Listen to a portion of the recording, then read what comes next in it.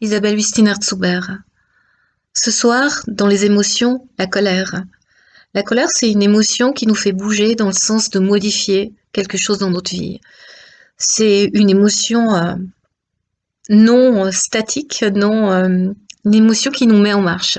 C'est comme un feu à l'intérieur. Et je pense que vous êtes peut-être en colère, en tout cas moi je le suis.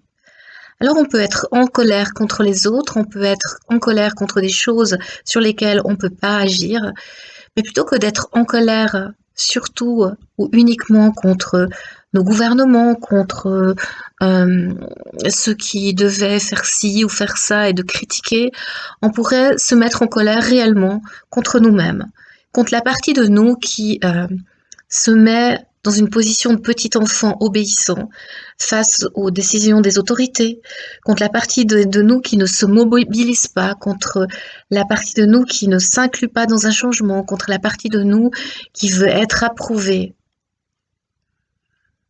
Je me rappelle et je me rappellerai toujours ce que, en première année de formation aux soins infirmiers à Fribourg, on a appris dans un de nos cours, c'est que quand on devient soi-même, on a peu à peu son propre code moral qui se forme.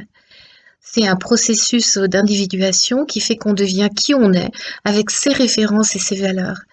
Je ne sais pas si on est beaucoup à avoir constaté ça et surtout à avoir constitué sa propre échelle de valeurs pour agir en fonction de ça.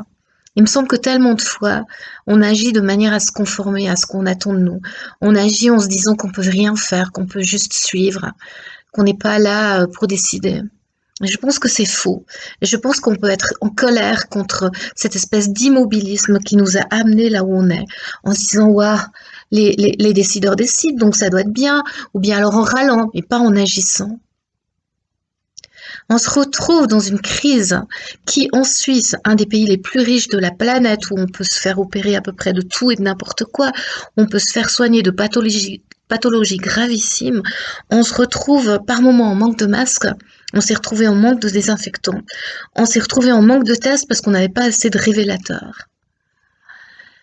Et bien sûr qu'il y a de quoi être fâché, mais il y a de quoi être fâché contre nous-mêmes qui avons permis cet état de fait, qui avons permis que le service de la santé se dirige de plus en plus vers quelque chose de pointe, qui n'est même plus à même de gérer une épidémie, ce qui au départ était une épidémie et qui est devenu une pandémie.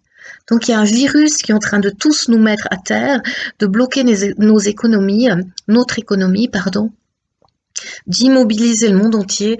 Et là, je veux parler juste de notre pays parce que je ne me permettrai pas de commenter ce qui se passe dans les pays ailleurs, mais bien sûr qu'on est responsable de ça aussi.